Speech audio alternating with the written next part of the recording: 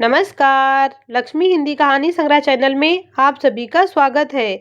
मेरा नाम अरविंद है। आज मैंने सुबह चाय का एक घूंट पीते ही कप जमीन पर पटक दिया। मेरी पत्नी सोनम सामने खड़ी पूरी तरह से डर गई थी। मैंने कहा, गंवार औरत, तुझे चाय बनाना तक नहीं आता।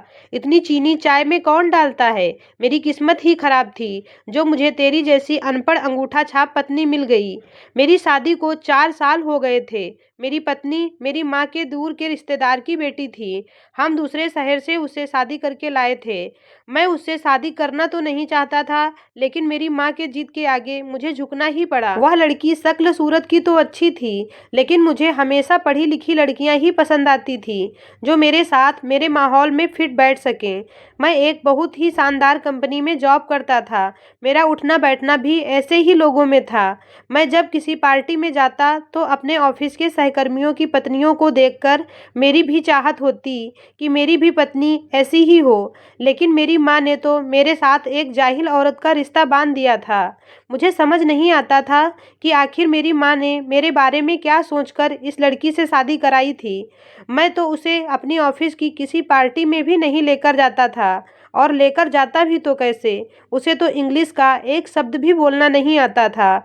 मेरी माँ हमेशा कहती थी कि मैंने तुम्हारे लिए हीरा पसंद किया है, पर मैं नहीं जानती थी कि तुम उसकी कद्र नहीं कर पाओगे।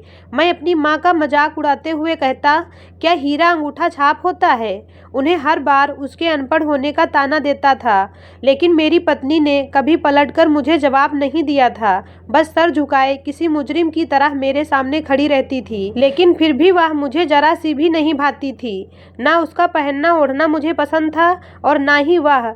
लेकिन मेरी पत्नी खाना बहुत अच्छा बनाती थी। जब से उसे पता चला था कि मुझे गोभी के पराठे बहुत पसंद हैं, तब से वह हफ्ते में एक बार मेरे लिए गोभी के पराठे जरूर बनाती थी।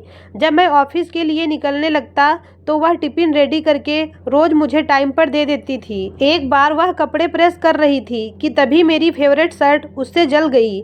यह देखकर वह बहुत ज़्यादा परेशान थी, लेकिन जब मैंने अपनी जली हुई शर्ट देखी तो मुझे बहुत ज़्यादा गुस्सा आया। इसीलिए मैंने उसके गाल पर एक जोरदार थप्पड़ मार दिया। मेरी माँ तुरंत ही कमरे में आई और कहने लगी, यह क्या कर रहे हो? क्या तुम जानवर हो? फिर मैंने कहा, माँ, इससे कह दो कि यह मेरे सामने से चली जाए, वरना मैं इसका हुलिया बिगाड़ दूंगा। उसके गाल पर मेरी उंगलियों के निशान छप गए थे। मेरा गुस्सा किसी तरह कम नहीं हो रहा था। फिर मेरी माँ कहने लगी, वैसे तो तुम हर वक्त उसे अनपढ़ गंवार होने का ताना देते हो, लेकिन पत्नी पर हाथ उठाकर गंवारों का सबूत तो तुमने पेश किया है।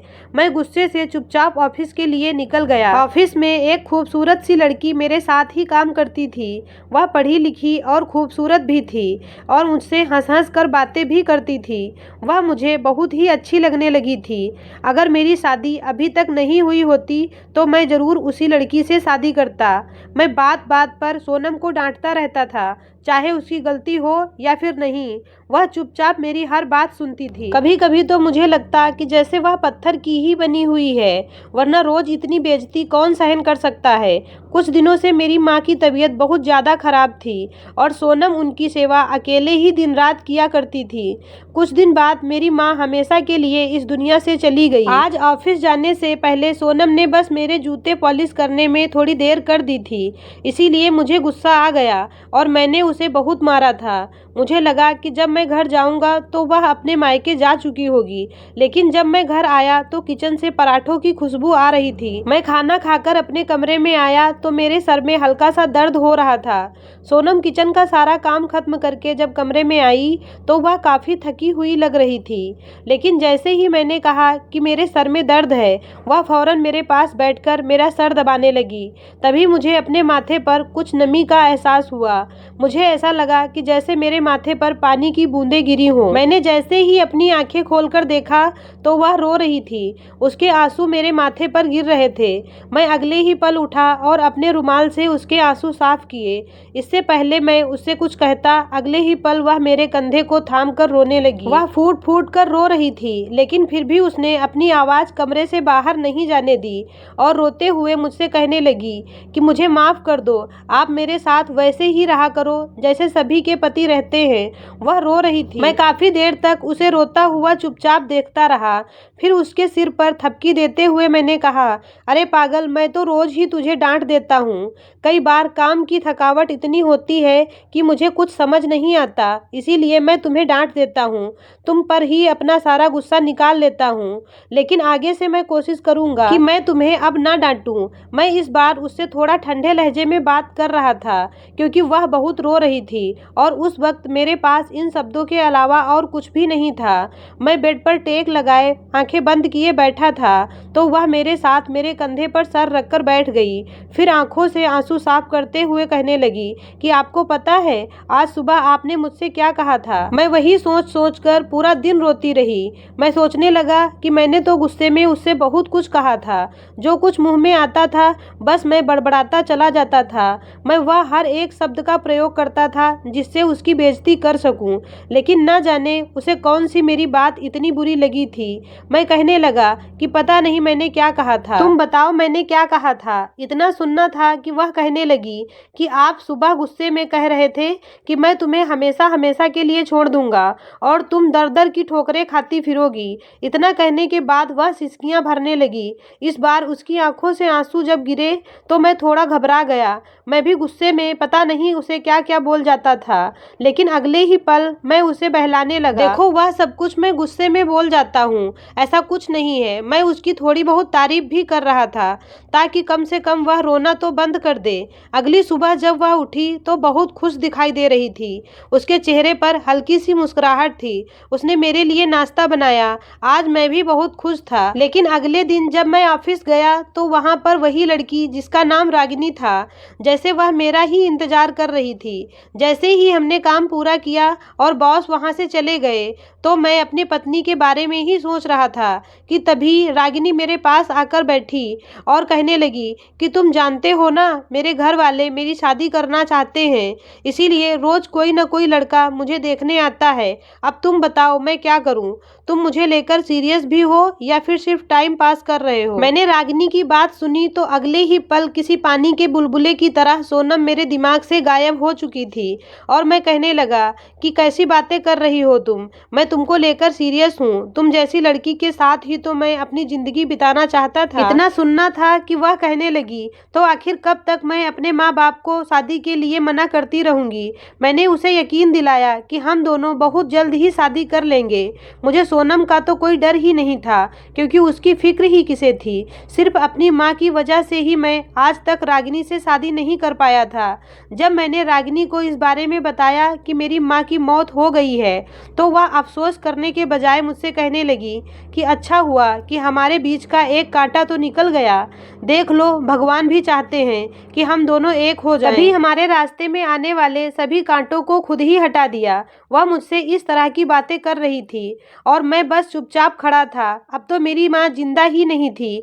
मैंने रागिनी से कहा कि हम दोनों शादी कर लेते हैं, लेकिन उसने बताया कि उसके घर वाले नहीं मानेंगे। वह कहते हैं कि हम पहले से ही शादीशुदा आदमी के साथ तुम्हारी शादी नहीं करेंगे। रागिनी कहने लगी, मैं तुमसे तभी शादी करूंगी जब तुम अपनी पहली पत्नी को डिवोर्स दे दोगे। मैंने तुरंत ही हामी भर ली थी। उस दिन जैसे ही मैं घर में दाखिल हुआ तो घर में मुझे पकौड़ों की खुशबू आ रही थी। मैं चुपचाप अपने कमरे में चला गया, क्योंकि मेरे सर पर तो सिर्फ और सिर्फ रागिनी का भूत सवार था। मैं कमरे में ही था जब वहां पर सोनम भी आ गई। उसने एक हाथ में प्लेट में पकौड़े पकड़ रखे थे और दूसरे हाथ में चाय का कप। लेकिन मैंने अगले ही पल उसे अपने पास बिठाया और उसके हाथ में डिवोर्स पेपर थमा दिए। फिर उससे बोला, सिर्फ और सिर्फ मैं अपनी माँ की वजह से तुम्हारे साथ रिश्ता निभा रहा था, लेकिन अब मेरी माँ भी मर चुकी है। अब मेरा और तुम्हारा निर्वाह होना मुश्किल है। अगर मैंने तुम्हारा दिल दुखाया हो या तुम्हें परेशान किया हो तो मुझे माफ़ कर देना।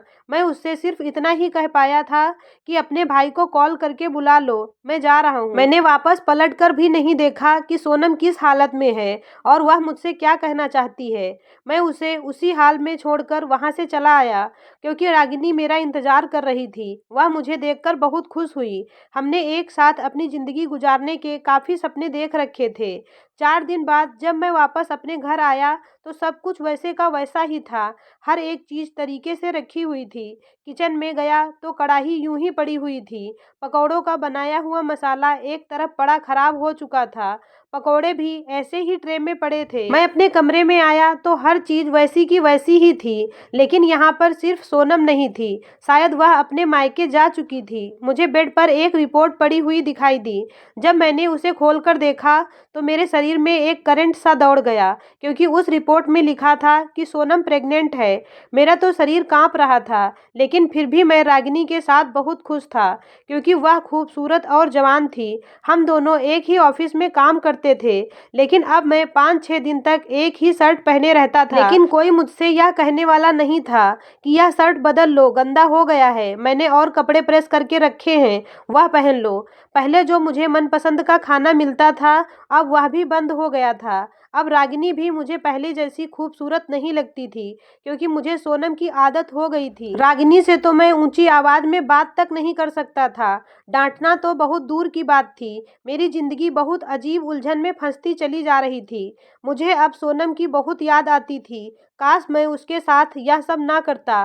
5 साल बाद एक दिन रोड पर मुझे अचानक सोनम मिली। उसे देखकर मैं खुद को रोक नहीं पाया, और उसके साथ एक छोटी बच्ची भी थी, जिसकी शक्ल बिल्कुल मुझसे मिल रही थी। मैं उसे देखकर तड़प उठा। मैंने उससे पूछा, यह मेरी ही बेटी है ना? तो उसने कहा, हाँ जी, यह आपकी ही बेटी है। मैंने उसे प्यार से गले लगाया। फिर सोनम कहने लगी, राधिका इसी स्कूल में पढ़ती है और मैं इसी स्कूल में आया की जॉब करती हूँ। मैंने बड़ी हिम्मत करके दूसरी शादी के बारे में पूछा तो सोनम कहने लगी, मैंने दूसरी शादी नहीं की, पास ही किराए के घर में अकेली रहती हूँ। मैंने हाथ जोड़कर सोनम से कहा, मुझे अपनी गलती का बहुत पछतावा है। मैंने तुम्हें छोड़कर बहुत बड़ी गलती कर दी। हो सके तो मुझे माफ़ कर दो और मेरे साथ चलो प्लीज़। सोनम बोली, बहुत देर हो चुकी है, यह हमारी पहली और आखिरी मुलाकात है। इतना कहकर वह हमेशा के लिए मुझे छोड़कर और मेरी बेटी को लेकर चली गई, और मैं बस उसे खड़े खड़े देखता ही रह गया। वक्त गुजरने के बाद पछतावा भी किसी काम का नहीं रहता। ऐसी ही और कहानियाँ सुनने के लिए हमारे चैनल को सब्सक्राइब करें। धन्यवाद।